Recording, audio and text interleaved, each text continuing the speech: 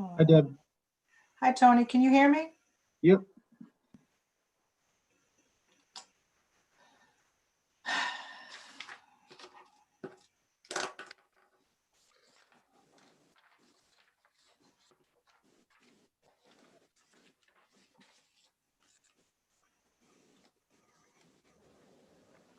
One second. Yeah.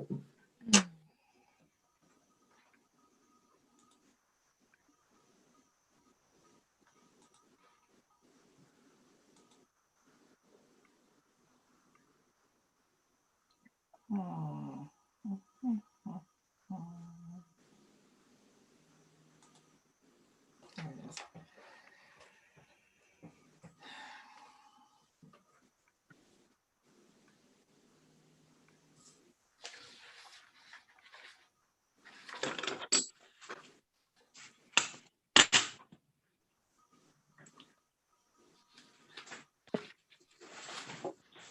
Tony, can you email me the agenda again?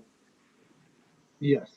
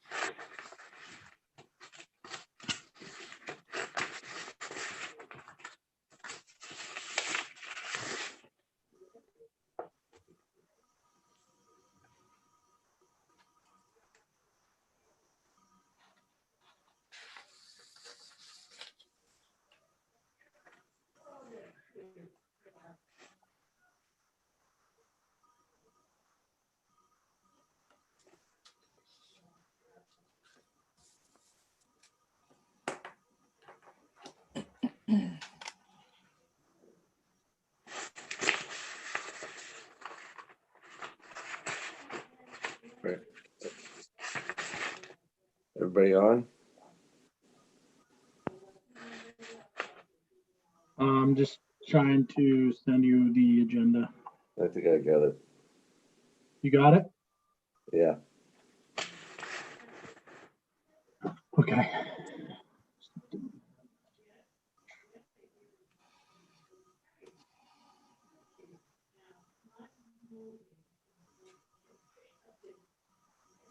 Okay, all set. Josh on?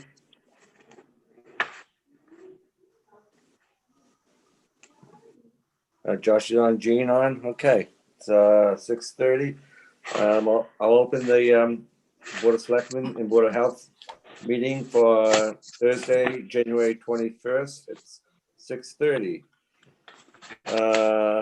First on the agenda, I'll look for when we don't have to do this anymore, but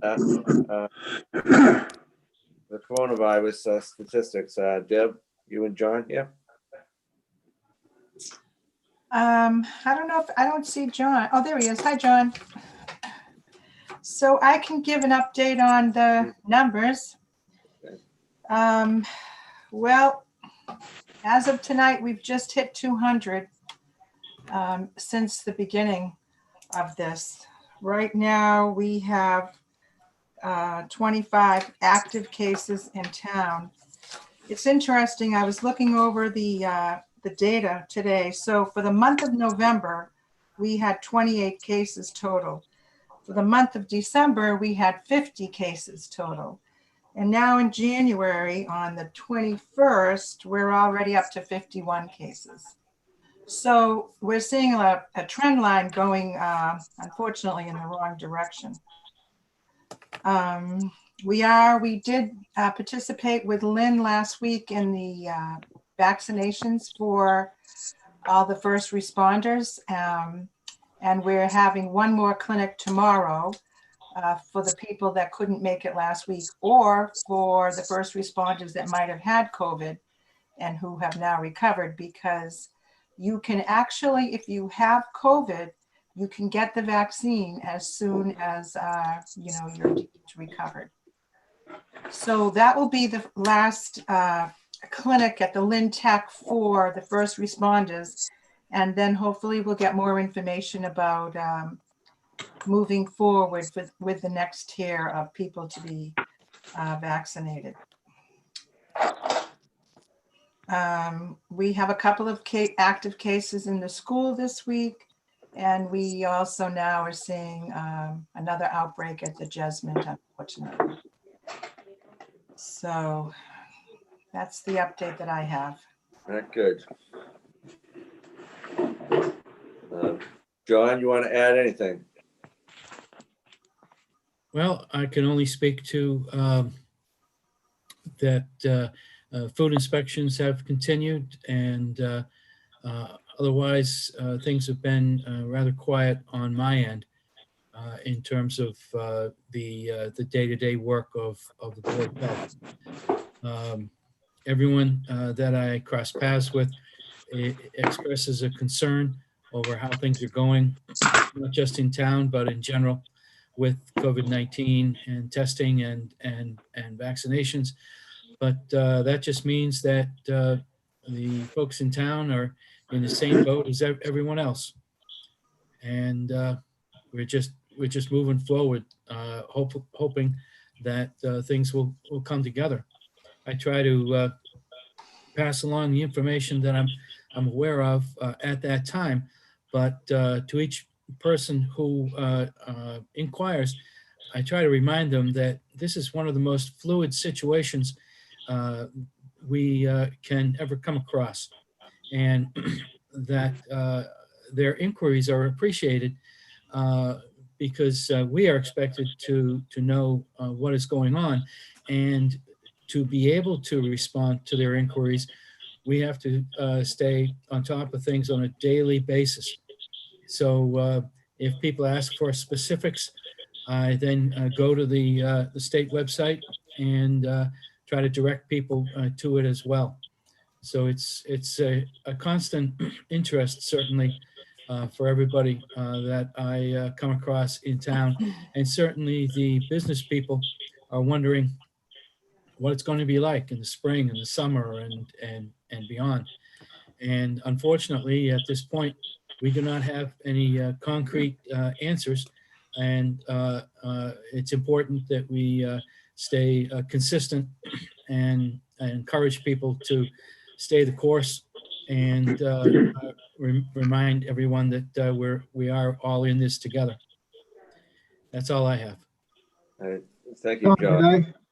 John, did I see something about the 9:30 curfew? Oh, I'm sorry. There were changes today announced by the governor. He held two press conferences, and there's rescission of several restrictions that are in place. One of which is the 9:30 curfew, which is rescinded as of this coming Monday. Yes, so that will affect certainly some folks. However, the caps on gatherings inside and outside is remaining in place for now.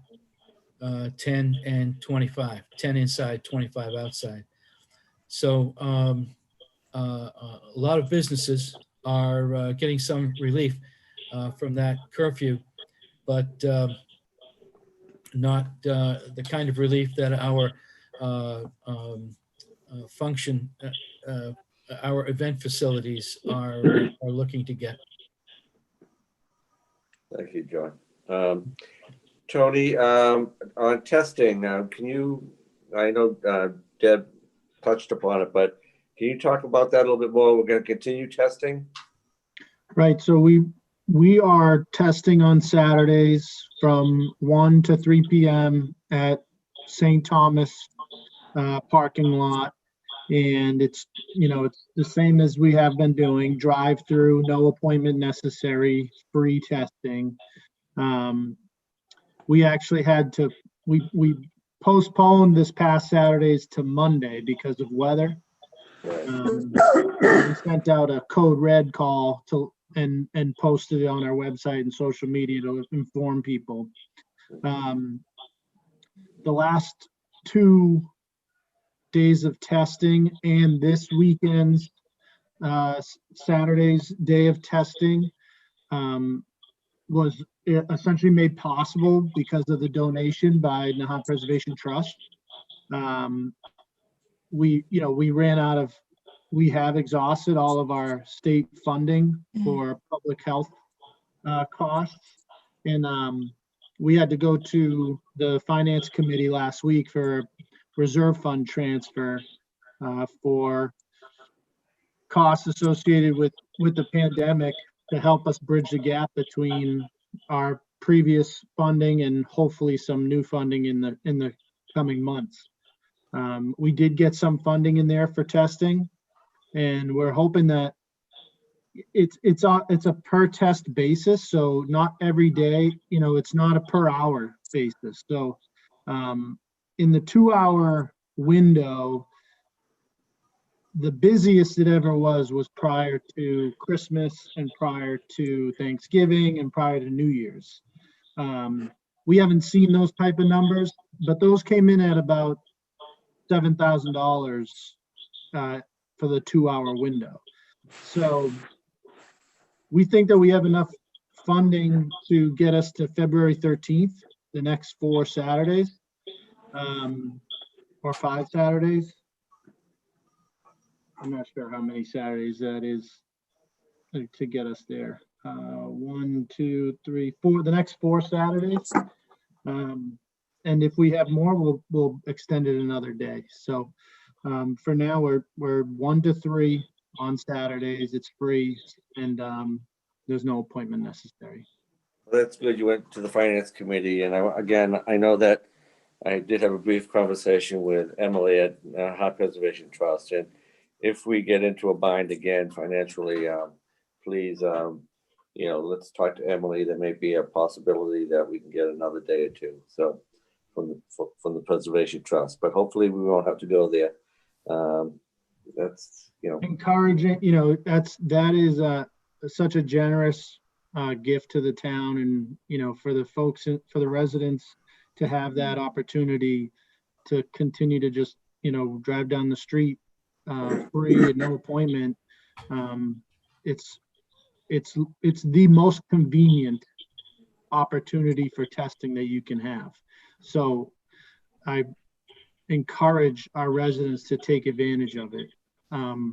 We want to get as many people tested as possible to try, like we've always been saying this entire time, that it's an 80% of the cases are asymptomatic. So you may feel great and you may test positive. So get a test. It's worth it. It's free. It's easy, and it helps prevent transmission.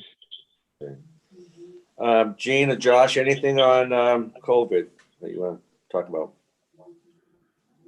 No, I'm fine with that. I'm glad we're able to get some more money from the FinCon. That was a real good vote on that. Everybody was unanimous, but hopefully we'll be able to get some money from the government prior to that February 13th ending. Hopefully. Okay. You're all We've set, Josh? also, sorry. No, go ahead, John. I just also wanted to say that the school, Tony Parentazzi and Kevin Andrews, who are doing a remarkable job over there, have thrown the Johnson Schools name in the hat to potentially participate in a pilot program from the state. So state funded 6-week testing program where they would, for 6 weeks straight, test all students and staff for free at the school. It's a 3-step process. The first test is the rapid test. If you test positive on that, they'll pay for a PCR test. And if there's a conflict, they'll get a secondary test on top of that. But it's, Oh. if we get picked for that, you know, that would be another excellent, you know, piece to the success that the school has already accomplished. The funding, the idea from the state, the funding is primarily to get schools to open up to in-school learning. And then some of it is to support and learn from the schools that already are providing in-school learning. So we fall under that second category, and if selected, our staff and students will get 6 weeks straight free testing. So that would be great if we get selected for that. Tony, how do they test? Is that once a week? Is it once every 2 weeks or? Once a week. The pilot program is once a week for 6 weeks. That's great. Right. Any update on the vaccine, either Deb or Tony? Well, we don't have, you know, I've received a lot of calls recently, as you can imagine, for people wondering when, you know, when are they going to get their vaccine? We don't have any vaccine in Nahant currently. We, as I've said before, we are in a collaboration with Lynn right now. So tomorrow, I know there's a meeting scheduled to talk about more regionalization and what the next steps will be. I also saw, and you'll see it on the our webpage that's being updated, you can click on a map of where you can get the vaccine if you are in that group. And when I clicked on places near us, the CVS in Salem was one of those groups. So for instance, if you are a home health aide, say, and now you're eligible to get the vaccine, you can register to go there, and you can, you have to bring some form of an ID along with your home health aide license perhaps. And you register on, you always have to register for your vaccine anyway. And you can get it. You can also, at this time, go to Fenway Park that just opened as a mega site. So more information is coming.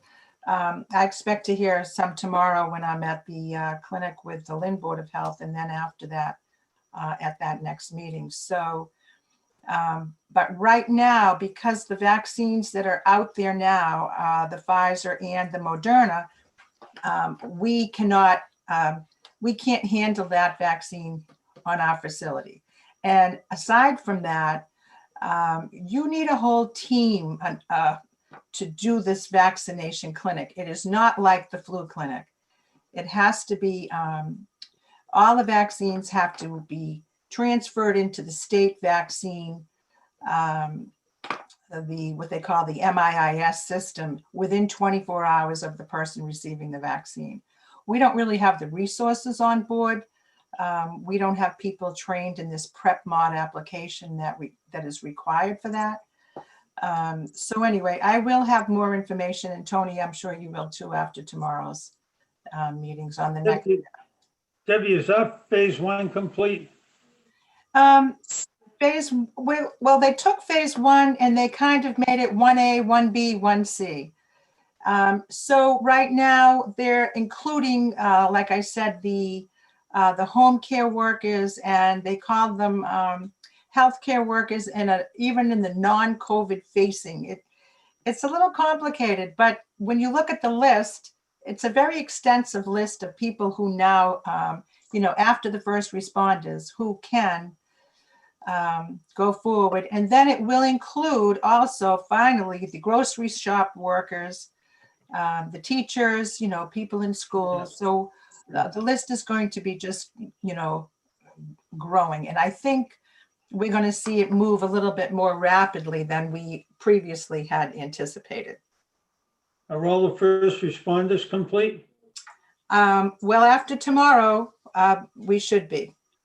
Good, great. And tomorrow is basically, like I mentioned, a makeup clinic for the people that missed last week. Yeah. Great, thank you, Deb. And the last on the the virus is the assistant health nurse. Tony, you posted that. Yeah, so with Deb's been working countless hours between, signing on to regional calls, working with other communities, working with the state to make sure that we're up to speed with, the ever-changing, regulations or policies or guidance to nonstop. I'm sure she won't probably admit it, but I know she's making 50 calls a day, just contact tracing, dealing with all of our residents and advising them what they need to do when they are when they fall into an active case type category. So add on the vaccine distribution, and we, in order, as Deb put it, that it's not an operation that we can do on our own. So in order to be able to provide that to our residents, we have to support a regional effort by sending Deb over to Lynn, and she's helping just administer the vaccine, and when she's there, there's nobody on the phone doing contact tracing. And I know I get calls and texts and emails from Deb every day and all hours of the day. Doesn't matter if it's a holiday, doesn't matter if it's Sunday or Saturday or 7 o'clock at night. She's literally put her life on hold, since March, for the better of the rest of ours. And it's taxing. It's a lot, and it's coming to a point where with the vaccine and those added hours and the number of cases increasing dramatically, we need more help. It's that simple. She can't do it all. So we have either, I don't know if it's actually been posted, but I know we were putting the final touches on the description today. And some of that money that we went for the reserve fund is to support the cost. But we are looking for an assistant health nurse to help Deb, whichever way it's going to be helpful to her. So that will be on the website. We'll also put it on Facebook, and we will be advertising it as much as possible. And hopefully we get some nice qualified candidates that can help Deb out. Well, certainly, I think everybody in Nahant understands what Deb is going through, and we appreciate her efforts so much. It's amazing. And I, for one, will support whatever effort you need to get some help for Deb. So, and I'm sure Gene and Josh feel the same way. We do. Okay, great. Let's quickly on. I know we've got a couple items here that some people are waiting for. So quickly, opening comments. A reminder that the winter parking ban is in effect until March 20th from 12 a.m. to 6 p.m.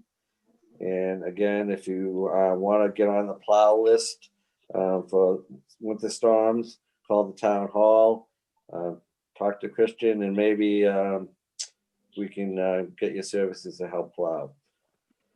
Under new business, any other opening comments, Gene or Josh? You want to say anything before I move on? No, I have nothing. Hey, Mark, should that be 6 a.m., not 6 What p.m.? did I say? 12 a.m. to 6 p.m. 6 a.m. Yes, the agenda says 6 p.m., but I got it. Yeah. Thanks, Dan. Okay, got it. Let's see. New business. We've got some license. Do you want to go through this first or skip to ongoing business, Tony? Can we get through this pretty quickly? We can get through this pretty quickly, yeah. Okay. So we have the approval of lobster trap storage license leases. Yes. Okay. Second. So there should be a motion Yeah, sorry, I just had to open the file. One moment. In your packet, there's a Yeah. motion and a list of, Yeah. Gosh, lobsterman leases that are gonna be Yeah. approved. So I can make the motion, Tony. Okay, I move that the Board of Selectmen vote to approve the following 2021 lobster trap storage leases as presented, and further that the release of said leases are subject to the payment of all outstanding fees, fines, and payments to the town of Nahant to Tim O'Keefe, Rick Maletti, Jim Maletti, Joel Marie, Josh Mahoney, Mark Irvine, Justin Mahoney, and Tucker Allard. I'll second that for discussion. Motion been made and seconded. Any discussion on the motion? Gene? Yes, Tony, what about the other three lobstermen who have to get their, we'll call it house in order, before they're listed here? right, so I check on a couple things before I put them in front of the board. It's a rolling process. I make sure that the lease is signed, that the payment is in, and that the space at the compost area is, up to accord with the details of the lease. So there's a few of the lobstermen that have to meet a couple of those requirements before I put them in front of you for approval. And I'm going to provide them time to do so. Okay, that'll work out. I will say one thing, I took a run down there today, and they've done all the lobstermen have done a tremendous job at organizing and keeping that place clean. And I'm sure these other three will be in line within a couple of weeks. Yeah. Hopefully we can get the other three in line in the next few weeks. And if there's anything we need to revisit for next year, Tony, in terms of the lease, we can discuss that then, but let's try to get through this season anyway.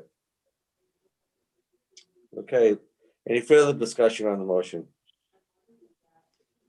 Hearing none, all in favor? Josh Antrim, aye. Gene Canty, aye. Mark Cullen and I. Okay.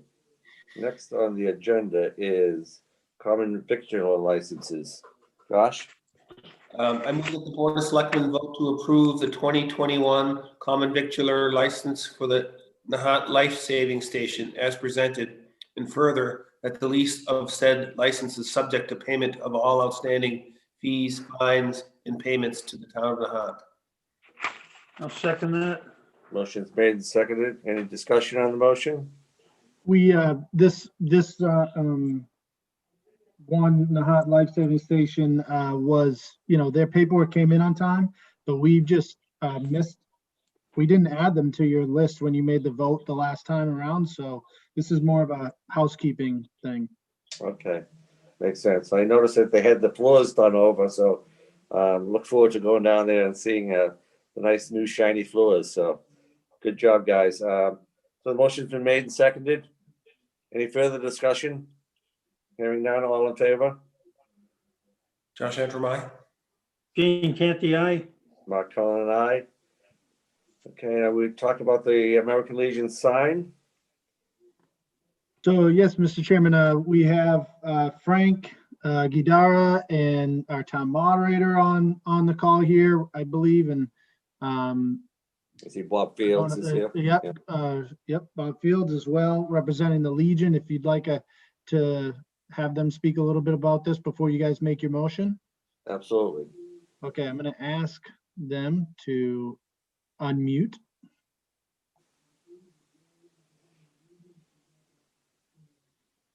So Frank, are you unmuted? Yeah. Hey, guys. Hey, Tony, this is Bob. I'm off to the side. I'm with Frank, but we're socially distancing here. So can you hear me okay through his computer?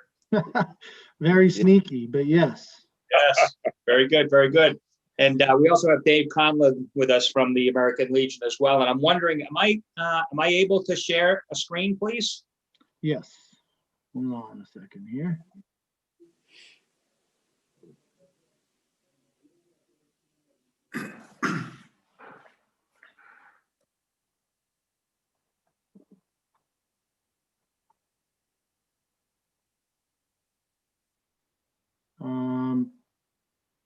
There we go. Try that. Disabled screen sharing. You're on. Yeah, I'm on, but I'm looking at the presentation. Yeah. Oh, okay. Hold on a second. Oh, there it is now. There it is. Took a minute. Great.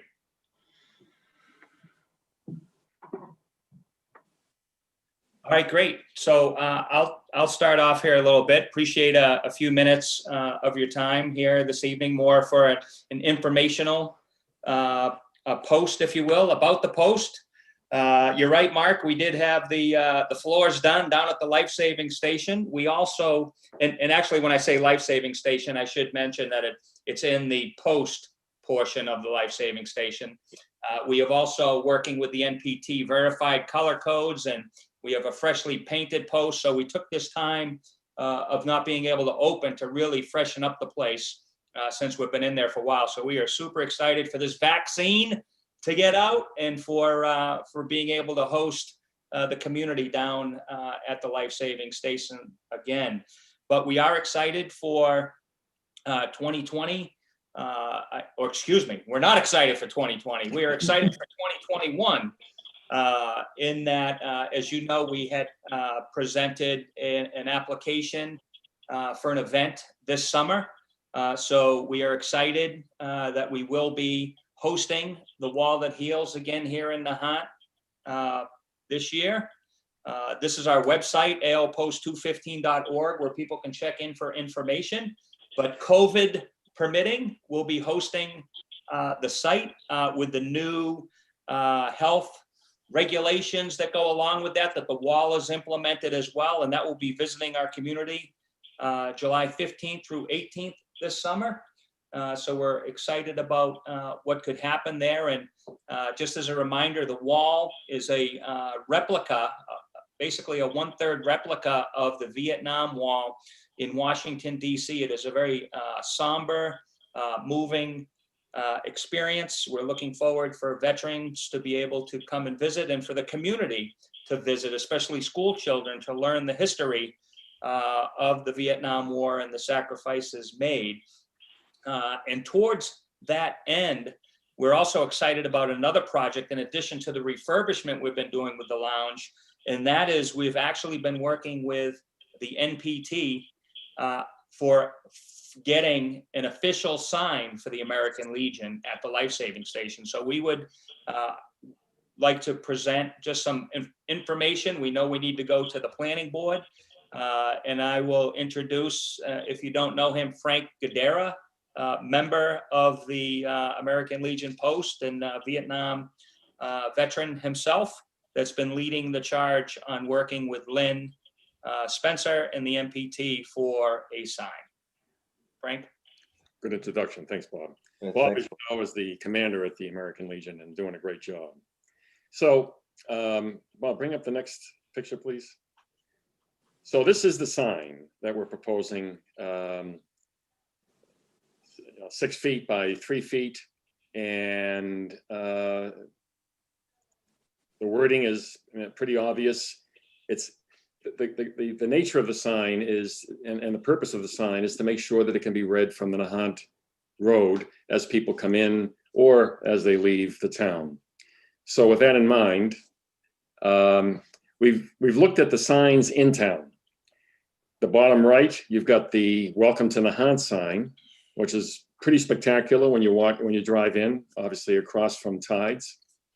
And then to the upper left is the Johnson Elementary School sign, same shape, same color. This kind of sign exists throughout Massachusetts. It's a terrific sign and with the block lettering well read. So we used, with the help of the Nahant Preservation Trust and Lynn Spencer, along with Jeff Mussman and Emily Post, came up with the sign that you just saw that we're proposing. We looked at 3 different areas for the sign to exist in front of the iconic Nahant Life Saving Station. And the next sign, the next post, this here, shows you it in relation to the building. Those 2 windows directly behind the sign is where the American Legion meets. And that's where the beautiful floors and the beautiful walls, and with the help of some restaurateurs in the state, we'll have new furniture in there as well. The sign there near the fence will be easily read. We have 2 suggestions here. One is that the post and rail fence gets notched and the sign is in front of it, which could bring it lower so it's not too imposing. Or if you know, the planning board doesn't agree with that, it can be behind it. It just has to be higher so that the focus of being able to read it is met. That's pretty much it. We think it fits with the sign. I mean, fits with the building. It'll be in time and for the wall being shown in July, and it's pretty impressive. Yeah. Well, thank you, Bob, and thank you, Frank. I am 100% in support of this. Wherever you and MPT thinks this sign should go, I would support it, and I would appear before the planning board in support of it myself. So I think it's great. I really do want to thank all of you in the American Legion in general for heightening the profile of the American Legion over the past several years. It's really, really marvelous, and I'm so appreciative that you guys really are bringing this to a new level. Thank you, Mark.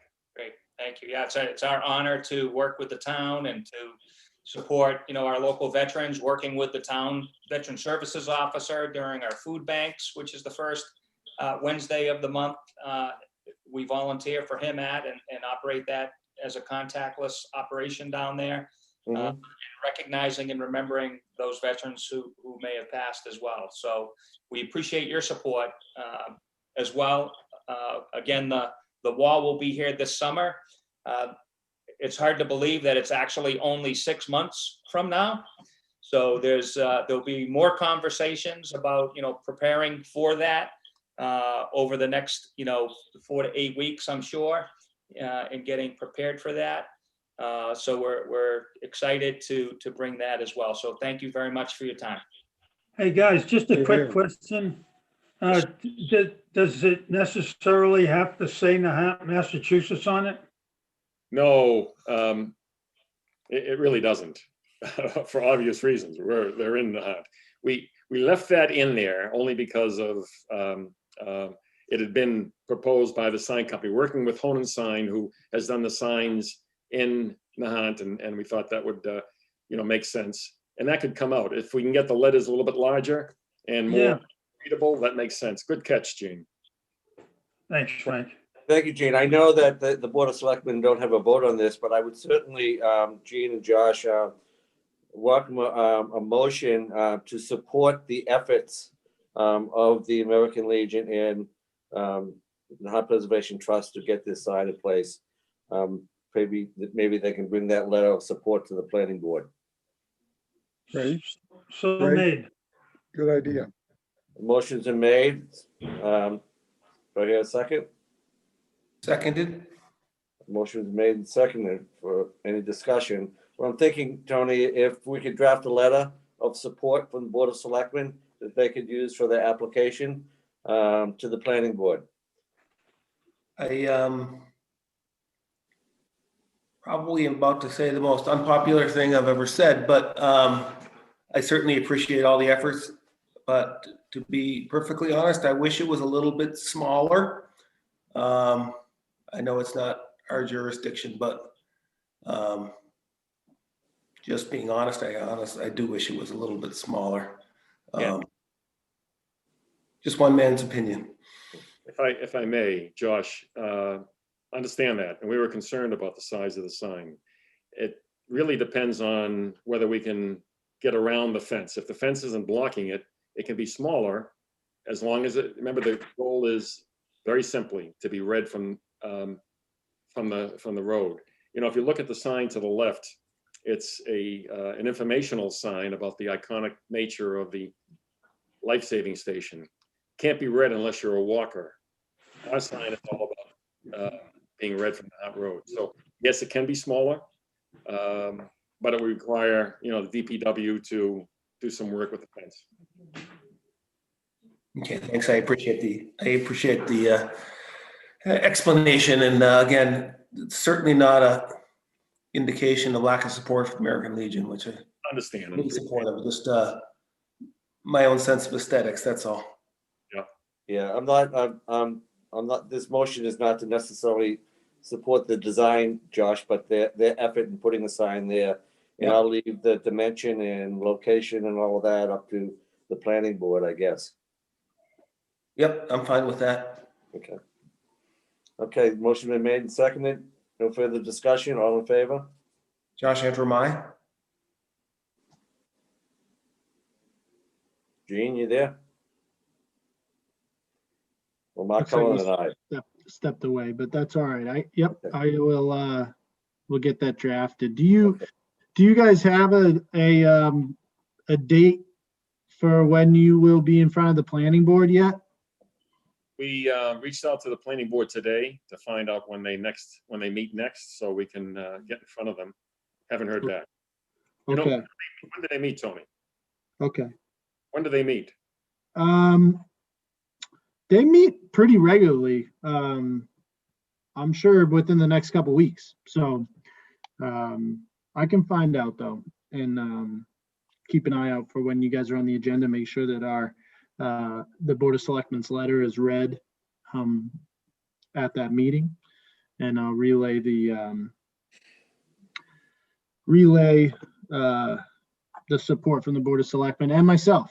I know we spoke about this at the Veterans Day event, and you know, I think you guys are you know, doing it the right way, bringing it to us, and through the planning board and going through all the right steps, and you know, it's not a digital or electronic sign. It's a very classy looking sign that matches the rest of the town, and so I'm supportive of it as well. I echo what the chairman and the other members of the board mentioned. Excellent. And once again, from all of us at the Legion, thank you all for your support. It's been extremely helpful and a great event. Thank you, Frank. Thanks, Bob. And thanks, Dave. Appreciate it. Thank you. Okay. Quickly, let's preserving East Point. Tony, you just have an announcement for our next meeting here on the 27th.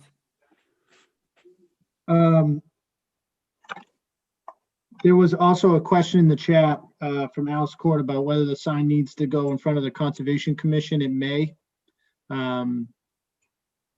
So we'll send over our support to the Concom as well. Okay, sounds good. I'm sorry, I was reading the chat room. What was that, Mr. Chairman?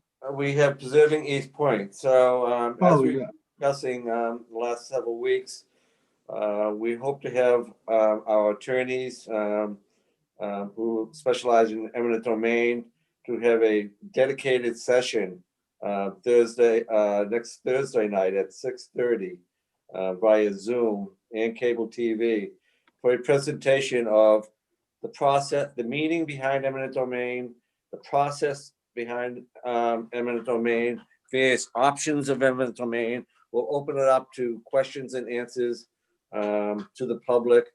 What a goal here is to make sure that people understand what eminent domain means and what it takes to enforce it. I don't know if I missed anything, Tony. No, that's exactly right. It will be broadcasted. It'll be through Zoom, but we'll broadcast it onto our local TV as well, our local TV channels, just like we are tonight.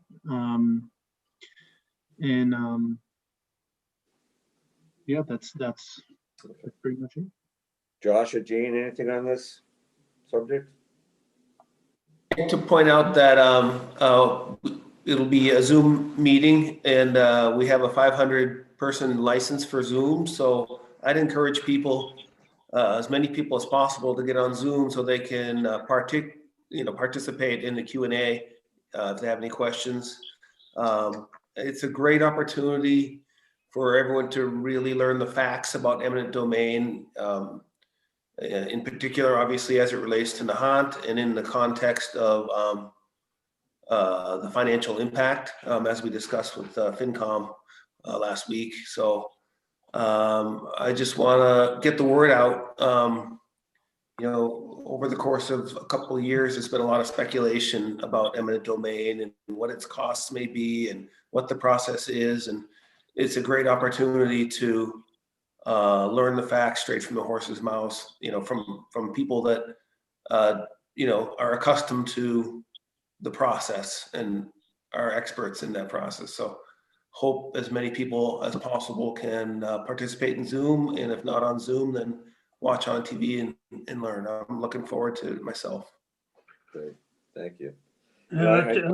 I just parrot what Josh said, and participation is tantamount to this, to understanding it. That's right. Thanks, Gene. I know. Sorry, everybody, but I noticed I took things out of order there. Let's go back now to ongoing business, and we have Spouting Horn Road subdivision easement here. And I noticed we have a number of people here talk about this. This is an easement at the end of Spouting Horn Road. The purpose of the easement is to protect and make sure that the town's infrastructure is open and accessible. I know we have attorney Robin Stein from KP Law, who's representing Nahant. And we have attorney Smith, I believe, who's Steve Smith, who is representing the applicant. Robin, do you want to go first on this and explain what this is? And Sure. I mean, it's pretty simple, and you should each have at this point, if received by email, a copy of the easement signed by the property owners, as well as the 3-page plan that's Exhibit A to the easement, just so we're all on the same page. The applicant came in to do a subdivision plan of Spouting Horn Road extension to create one additional lot. And it turns out there's some existing town water sewer infrastructure already out there. So the purpose of the easement, since there wasn't one in place now, was just to make sure the town had the access it needed to be able to service that existing water structure. They're not actually changing anything on the ground as part of the subdivision. So more just cleanup than anything else, but where you all are the water sewer commissioners, the process is just now that the planning board has reviewed and approved the easement and they're all set with the plan to have you take a vote to accept it. And then it can go ahead and be recorded by the applicant along with their subdivision plan. sounds good. Attorney Smith, anything to add to that? I'd be repeating what Attorney Stein had said, and I don't want to take up the board's time. I'm certainly available to answer any questions the individual board members might have. And if you just determine to go forward with this, the process for finalizing this, the conveyance. It sounds good. So this has been before the planning board. I did look at the planning board minutes on this. They have voted to approve this, and basically you're just following one of their requirements. And it requires a vote of the Board of Selectmen to accept easements so that it can be recorded. So do I have a motion to accept this? Probably. Let's see.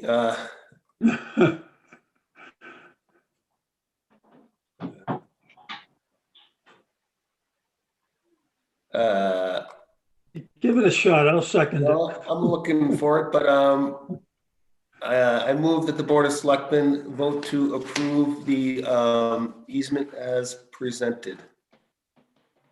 It would just be to accept. Yep. Motion to accept. Okay, is that seconded? Yes. Motion's been made and seconded. Any further discussion? Just Josh and Jean, at some point, you'll have to go up and sign this at Town Hall, as I will, so that they can record it. Any further discussion? Nope. If it would be not out of order, Mr. Chairman, if the board should accept the conveyance of the easement this evening, then I would have the document bearing the original signatures of the grantors of the easement available at Town Hall tomorrow morning to be reviewed and signed at the board's convenience. Okay, well, I'll be able to get up there. Hopefully, if Gene and Josh, they could get this recorded. We'll And it'll do. just be the easement and then the 3-page plan, just to make sure the document's all set for everyone. Absolutely. That was my oversight, not including the Exhibit A that was referenced in the conveyance. But it has been distributed since then. It will be part of what's brought to Town Hall tomorrow morning. Thank you. Sounds good. Thank you, Steve. All in favor? Josh Hedrum, aye. Gene Canty, aye. Mark Cullen and I. Thank you, Robin. Thank you, Steve. Thank you. Thank you all. All right. I'm gonna jump off then because I don't believe you need me for any other matters. Thank you. Bye-bye. Thank you, Robin. Okay, Tony, we have the DEP consent. Yep, Dan Scripps on town council's on the line as well. So we've discussed this, I think, in a couple meetings in the past, but just to give a quick background to this is, the town of Nahant has experienced multiple sewer main breaks, as well as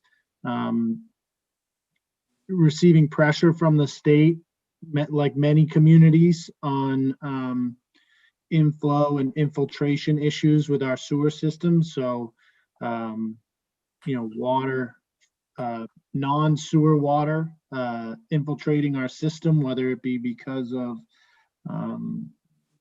breaks or non-watertight sewer caps, or some pumps, being discharged into the sewer system.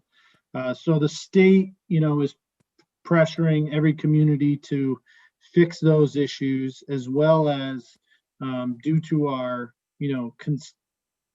fairly consistent recent track record of sewer main breaks. We were issued an administrative consent order from the state that over a 2-year period has a number of key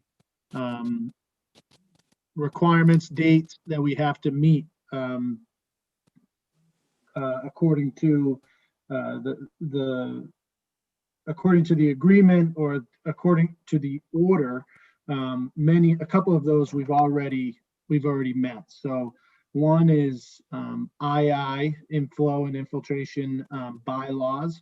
So we've drafted that. Dan's drafted those. They'll be featured on the town meeting warrant this year. We've submitted that draft warrant article to DEP for their review. Conducting and submitting our phase 1 and 2 Cctv engineering report to Massdep.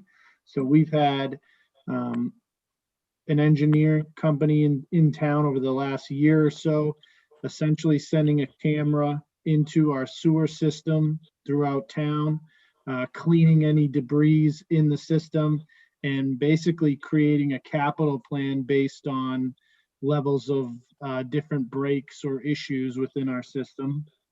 And we've submitted that to Massdep. The effective date of the administrative consent order was actually December 22nd. January 21st, today, was another key date where we had to provide them a schedule of design for our construction on the force main on the Linway, and we've done that. We submitted that to them today, and now they're going to be reviewing that. We'll be working with the state on a construction traffic plan, and hopefully we'll be getting that job out to bid in the coming months. And a number of other things like an emergency response plan for when we have potential future breaks, and things of that nature. So I just wanted to, this is it's a big issue. Not only are we for our own reasons, been pushing to fix our sewer main and our sewer system. We're now, required to do so by the state. So just keeping the board and our residents informed of that process and the steps we're taking there. A lot of work, Tony. Thank you. Thanks. Dan, anything to add to that? No, Tony encapsulated it. We're on time, and as long as we're on time, those penalties will never come to fruition. So the next date is February 8th, and I'll make sure that we're all ready to go when that date comes to pass. Okay, thanks for the update, Tony. Gene or Josh, any comments on this? No. Okay. All right. What do we have next here? Tree City Arbor Day proclamation. Okay, so I'm going to read that, right? Yes. Okay. I think there's a motion.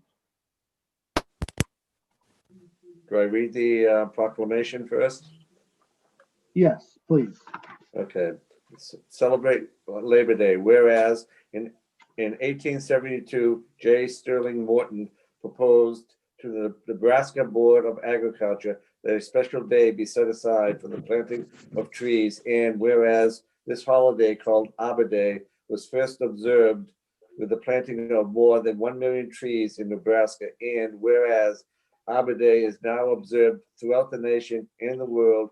And whereas trees can reduce the erosion of our precious topsoil by wind and water, cut heating and cooling costs, moderate the temperature, clean the air, produce life-giving oxygen, and provide habitat for wildlife. And whereas trees are a renewable resource, giving us paper, wood for our homes, fuel for our fires, and countless other wood products. And whereas trees in our city increase property values, enhance the economic vitality of business areas, and beautify our community. And whereas trees, wherever they are planted, are a source of joy and spiritual renewal. Further, I urge all citizens to plant trees to gladden the heart and to promote the well-being of this and future generations. So said, dated the 21st of January, 2021. So Arbor Day this year is April 30th. And this is part of our initiative to become a tree city, which we spoke a lot about at the last meeting. So we don't have to go through all of that again. But Okay. Yeah, great. Thanks to Vi and Nancy Cataldo, Vi Paytech for putting this all together. Thanks, Tony. thank you. Okay. I think we're on to the town administrator's report.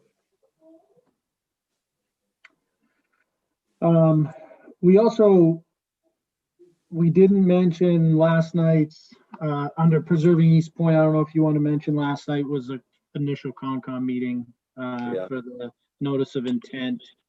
And Yeah, our I next could do- step. Yeah, go ahead. I could do that, Tony. So the Concom heard the initial sort of overview of the Northeastern's notice of intent for both the construction of their facility and another notice of intent for the upgrade of their water intake. So they submitted the notice of intent. I noticed I was on the call. There were about 150 residents I saw on the call. So it was a pretty good turnout from the town. We're coming back. They're coming back on the 17th of February, is it? Yes, That's their Yeah. that's the next Concom meeting. Yeah. And I know that we're not going to be making the Concom's not going to be making a determination NOI at that time, but it'll probably be on the agenda for further discussion. So one of the items is that that Concom is asking Northeastern to fund a peer review process. A peer review process would be the town hiring a consultant who is experienced in these matters to assist the town in reviewing the notice of intent. Is that correct, Tony? Yeah, it's required under the Wetlands Protection Act that they pay for that. Yeah. Good. Okay, so unless we hear something differently, we'll be tuning in on the 17th of February. Yeah. Continuing the process. Okay. Town administrators report. Okay, so I am going to quickly just share my screen here so that you can see what the Eland City app looks like. If you can see this screen here, this website, we are looking at getting this app integrated into our, toolbox of communication devices. This would be a free app for our residents to download. It costs nothing. And essentially what it is the virtual message board that we utilize now at the entrance of the at the town at the end of the causeway. That same message we can input into this app, and it can be it alerts folks on their smartphones whatever message we put up there. So we're constantly trying to find ways to improve our communication with residents. Everybody has a smartphone nowadays, so this is a great app for us to be able to utilize for a number of different things, whether it be a snow emergency, a special event, school closure, a number of different things. And it's quick and easy. And as soon as we finalize the design and it's ready to be launched, we will be promoting that probably pretty regularly in these meetings, and then as well as through our social media website and probably on the digital message board at the beginning of the causeway saying download the app. So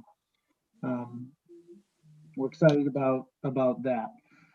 Any questions on it? Yeah, it beats the blinking lights for the snow emergencies, so. Yeah, I just wanted to say, Tony, I first saw this, I'm like, oh, what's this app, and after I looked at it, I'm delighted about it because as you may see or maybe saw recently, one of the goals for 2021 is, to enhance the communication with the public from the town. So I think a lot of progress has been made in the past year, with the new Facebook page and the COVID page, obviously the flashing sign, but I think this thing looks great. I think people are tired of hearing me interrupt their dinner too with a phone call. So, this will be another way to get them with a quick little message that doesn't involve jumping on listening to a 2-minute voicemail from me. Yeah, so Tony, that's a good point. Would you eliminate the red code or whatever we call it on the phone? No, I think we have a lot of the elderly don't have the smartphone. We have we wouldn't eliminate any tool. We would add it to our belt. So we have code red, we have the message board, we'll soon have this app. We have Facebook, our website. We're looking at expanding into, Twitter or Instagram and other social media ways, and also our local TV channel. So usually what we do is, depending on what the message is, it gets sent up to Kristen in our office, and there's a host of different options to choose from when a department head wants to get a message out to the community, utilizing any of those tools. And it depends on what it is. We try to reserve code red for probably the most important stuff, because you don't want to be bombarding people with phone calls, so we would still use it for certain things, and this would just be in addition to that. Sounds good. And I agree with the words that Josh said. It's a it's a good platform to get the message out. Gene? I think it's awesome. Yeah, great. Okay, budget process update. Budget process update is by charter, or by bylaw, I mean, January 31st is the last day that citizen petitions can be submitted for warrant articles to be included in this year's town meeting. So just wanted to remind folks of that. We have our town meeting will be May 17th. And right now we're in the process of developing our annual budget, which will be in front of the board at the next Board of Selectmen meeting to be voted on and sent over to the Finance Committee. We met with the Finance Committee last week. I know they're meeting. They're actually just launching their meeting right now. And, it's going to be a busy. I see Michelle's text. Maybe I said the wrong date.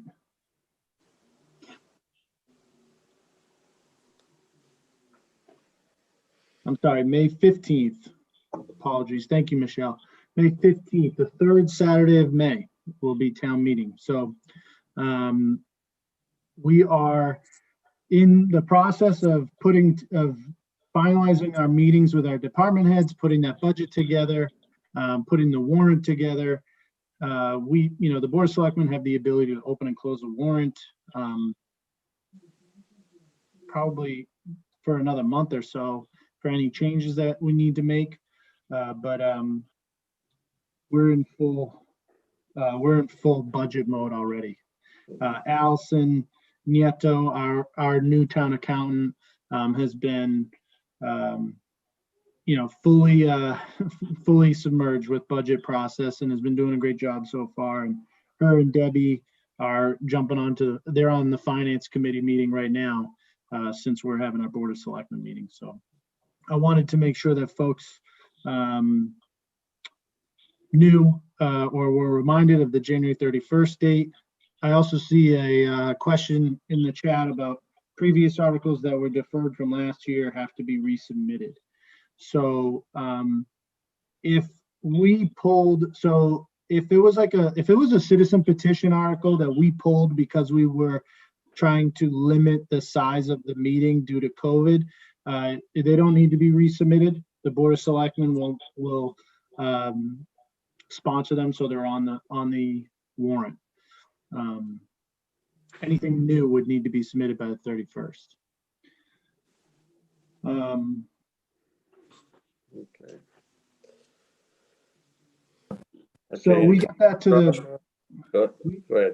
We get that information to the Finance Committee in 2 weeks, and then they have it for about 8 weeks. They go through their process before it gets sent to the printer and eventually delivered to the doorsteps of every resident or voting resident of the town a week prior to the meeting. So, once again this year we will likely be outside at Flash Road Park.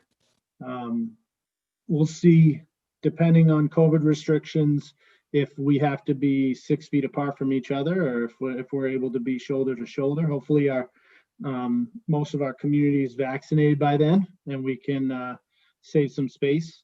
And we're already in the process of reaching out to vendors to secure them for that date. Well, actually, I spoke with the moderator earlier today too about, if we were to, it's quite a lengthy warrant already. So if we were to roll into a second day, would that be, Monday, or like it has been in the past, or would we wait until the following Saturday? So that's a detail. That's one aspect of it that we're still figuring out.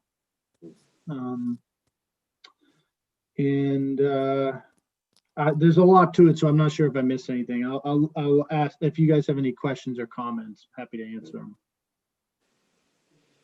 Well said. I'll give you a call later in early next week to go over some of the budget issues too that I had on my mind. Mhm.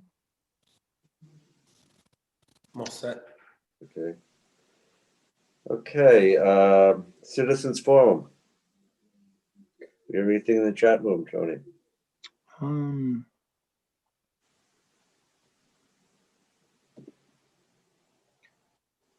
Nothing that we haven't already discussed. Okay, great. Okay, we're gonna be going into executive session soon, and we're not gonna be returning, so let me just read this. In accordance with Mass General Law, Chapter 30A, Section 22A6, to consider the lease of Kelly Green's golf course to R&B Management. B, in accordance with Mass General Law, Chapter 30A, Section 21A2, to conduct strategy sessions in preparation for contract negotiations with the town administrator. And 3, pursuant to General Law, Chapter 30A, Section 21A3, to discuss strategy with respect to litigation, Northeastern Marine Science Center, 430 Nahant Road, Nahant. If the chair declares that an open meeting may have a detrimental effect on the negotiating position of the public body. Again, we're going into an executive session. We will not be returning. Do I have we need a motion to adjourn this session? Yeah. No, we should declare that we're not going to come back Yeah. into open session. We're not And you need to coming back. declare that we need to go in executive session to protect the negotiating Yeah. position of the town. Okay, I did that. Okay. Okay. Thanks everybody for joining us, and we'll see you at our next meeting. Tony, would you send me the Zoom link for the executive session? We're gonna stay right on here. Oh, okay. Okay. We didn't second that or vote on it, did we? It doesn't need a motion, Gene. Okay, great.